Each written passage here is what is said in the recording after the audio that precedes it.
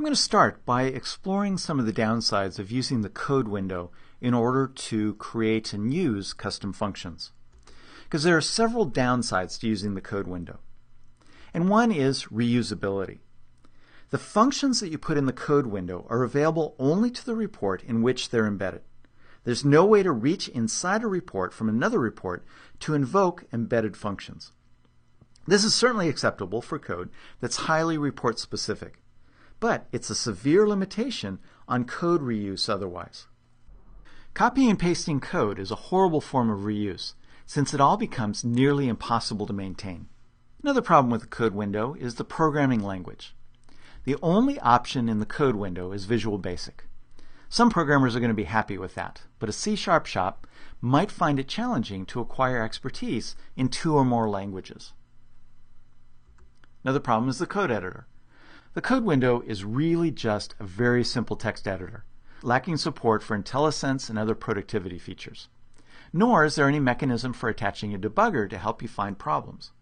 All you can do is run your report and deal with any cryptic error messages that you might receive. And then the final problem is maintainability. There's just no way to use source control with the code window. Fortunately, there's good news. You aren't limited to using the code window for writing custom functions. You can also create custom .NET assemblies and link the custom assembly to your report project. The way this works is you create a .NET class library, compile it to a DLL, and then invoke the external code from 1 or more reports. One nice benefit of this method is that you can create the DLL using any of the .NET languages, since it's all compiled down to intermediate language anyway. The trick is you'll need to install the DLL on your development machine as well as on the report server when you deploy the report. All right, so let's talk a little bit more about the details of creating a custom assembly. Because there's a number of basic steps that you'll need to follow to use a custom .NET assembly with your reports. Okay, so the first one is you need to create the assembly as a class library in Visual Studio, and using the rich code editors that are available within Visual Studio. And then you need to test the assembly. And to do that, you can create an ASP.NET, Windows Forms, console application, any kind of the .NET projects. And this way, you have the full debugging features of Visual Studio available to make sure the code works. And this works even if the code you're writing is generating custom values for, say, a property, some appearance property. You can test and make sure that it's generating red when you expect red, white when you expect white, and 5 when you expect 5. And then, in your report server project, you add a reference to the assembly from the report using the References tab within the Report Properties dialog box. And there's a couple of ways to do this. If the classes in the assembly contain only static or shared members, and there's a couple issues there. If the classes in the assembly that you created contain only static or shared members, then you don't need to reference the classes themselves. Or if one or more of the classes contain instance members that you need to call, then you have to do a second step and add a reference to each class under the Classes section within the dialog box. For a class with instant members, you enter the class name and make up a unique instance name. And so I'll point that out as we come to it when I show you how this works. And then you call the code in your report using expressions that invoke the custom functions. And there's a couple different ways to do that. For static shared methods, you just use the namespace dot the class name dot method name. But for instance methods, use the keyword code and then the instance name that you define and then the name of the method. All right, then next you need to deploy the assembly. You need to put the class library DLL in a couple of places. One on your development machine and the other on the report server. And so you copy the assembly from your class library projects bin debug or bin release folder to each of a couple different folders on the computer. And I'll talk more about where those are, but you need to put it in the location that's used by the report designer so it can pull in when you preview the report within Visual Studio. As well as on a native mode report server, you have to deploy the DLL to a location on the server. And I'll talk more about those. And then you can preview the report within SQL Server Data Tools or the report designer. And then you need to deploy the report to your production server and execute the report on the report server. Okay, so number of steps. It's not quite as complex as it looks, but it is in fact a little bit more complex than just putting code directly in the code window. But again, the benefit is that you can use this assembly in multiple reports within a report project, or even multiple reports in multiple projects, conceivably on multiple servers. So you have a lot more flexibility with the code. Here I have open the Age Library solution. This has a couple of projects in it. The first is AgeLib. This is a class library project that contains a single class file called agecalculator.cs. This contains the ageCalculator class and a couple of overloads of the static age method. And then ageCalculatorTest. This is a console application that contains code that you can use to test the ageCalculator class. Okay, so let's talk about the AgeLib and this ageCalculator class. So as you can see, there's the ageCalculator class, remember that for later, and then there's a static age and another static age, a couple overloads of the same method. So this is essentially just C# code. It's the same as the previous code that I used in order to show you in the code window how you can use a custom function. But just to be different, I've done it in C# because as long as it's a .NET language, you compile it to a .NET assembly, you can use it within reporting services. So the overall logic is the same, comments, just different syntax. Now I do want to emphasize that both of these methods are static. This just makes it a lot easier to use these methods because reporting services doesn't have to worry about newing up an instance of the class in order to call an instance method. And it also simplifies the deployment, as I'll point out a little bit later. Okay, but if you do need to maintain state within the class, then you will need to use instance methods. Okay, and then the other project again is this test. And it's just a simple console application. And to point out and emphasize that the language doesn't matter that you do these in, this is a VB application. So you can write a console application in VB, call a .NET assembly that was developed with C#, no problem at all. All right, so now I can go ahead and start the application. I have, by the way, the ageCalculatorTest set up as a startup project. And it pops up this dialog box, and I'll put in 8/20, oops, helps to select it, 8/20/1967. And a person born on that date is currently, as of today, 46 years old. And I could put in something like 4/15/2002. And today, that person is 11. Okay, so I can test it. If I need to, I can use the debugger features of Visual Studio, step through the code, see where problems might be happening, and so forth. Use all that goodness of a robust development environment. All right, so I've tested the code, it works, and now I can use it within a report. So what I'm going to do now is deploy the DLL and then build another version of the employee list report. It's going to be identical to the one that I used for custom functions that use code within the code window, but this time they're going to call this external assembly, and specifically the assembly that is built with this ageCalculator class. All right, so the first thing I need to do is make the assembly usable within the report designer. So I'm going to come over here to Windows Explorer. This is the folder where all of my code is, the custom assemblies code. So I'm going to drill down into that. I need the AgeLib here, bin, debug, and I need that DLL right there. So I'm going to copy that. Then I need to put it in a very specific location. I need to put it in C, Program Files, x86, Microsoft Visual Studio 11, Common 7, IDE, Private Assemblies. Right there. As you can see, there's a number of classes here already, so I'll just right-click in this and paste. I need administrative permissions, no problem. And there now AgeLib is within that folder. Now for a real report that you're going to execute from a report server, you're also eventually going to need to deploy the DLL to the server. But I'm not going to take that step here.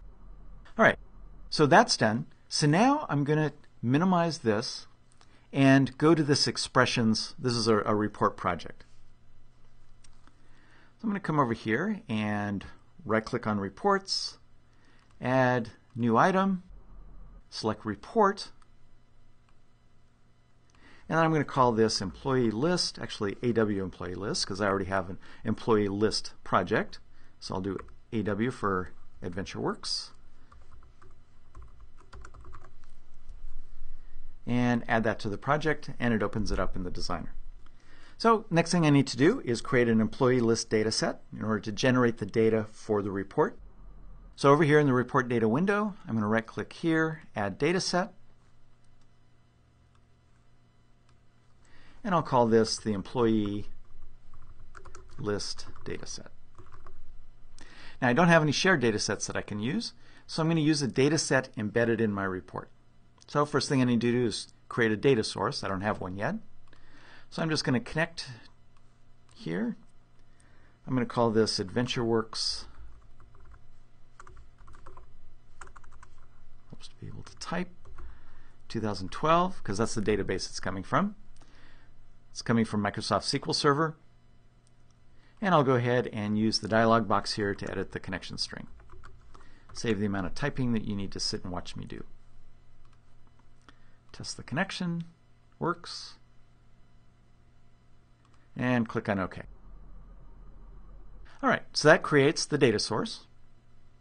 So when I'm finished with all this, that'll be added to the data sources embedded within the report here. And now I need to create the query.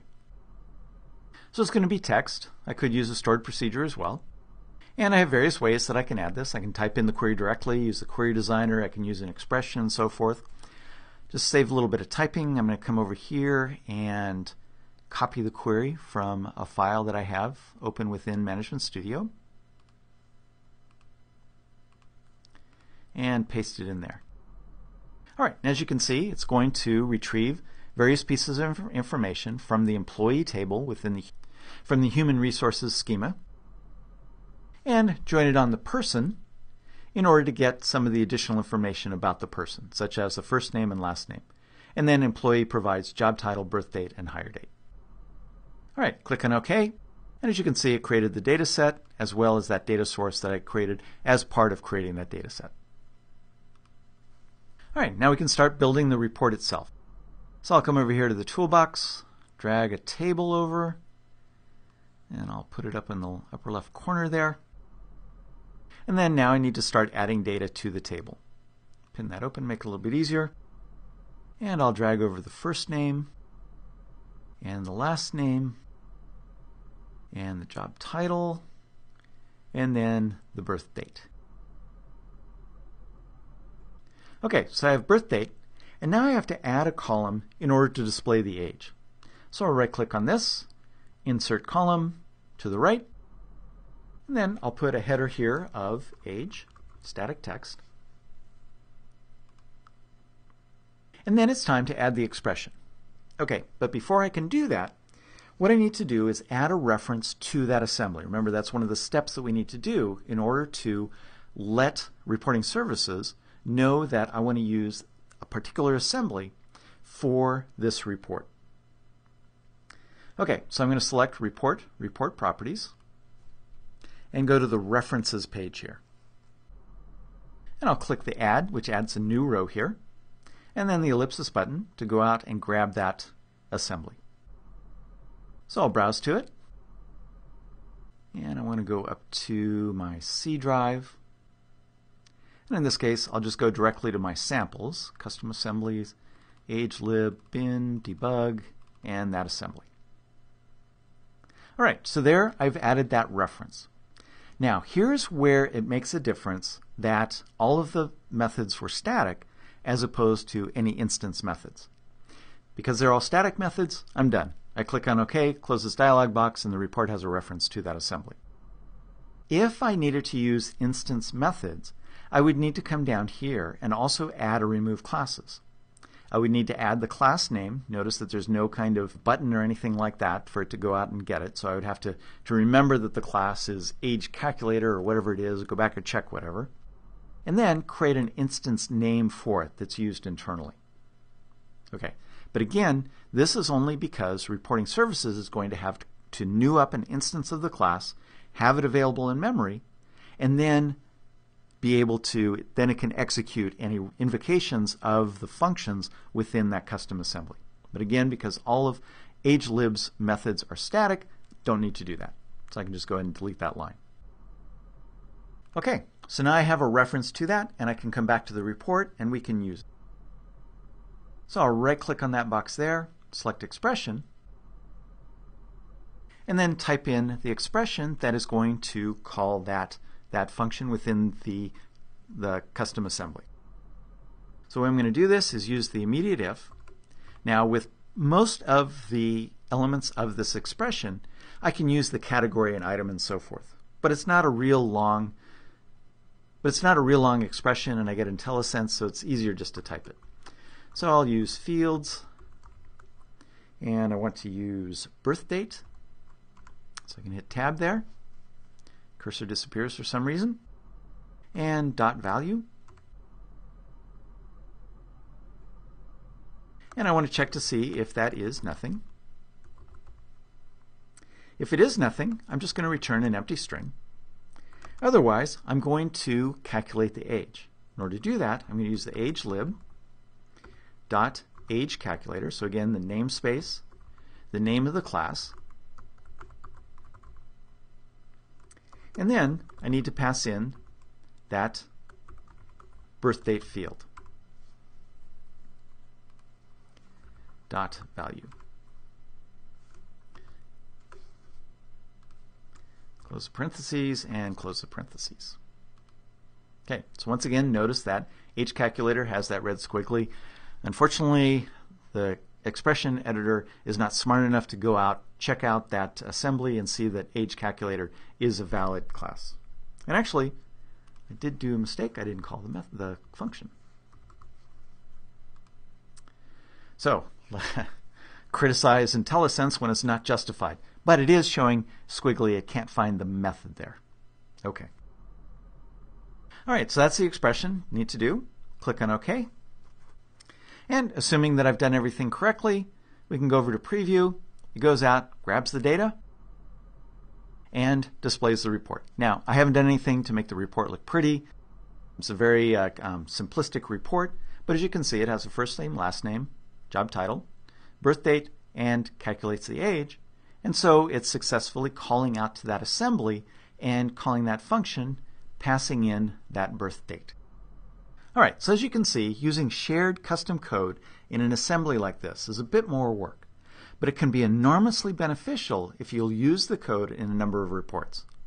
Best of all, if you ever need to change the code, such as to improve the algorithm for a calculation or fix a bug, you only need to make the change in one place in the assembly instead of chasing down every report that uses that piece of code.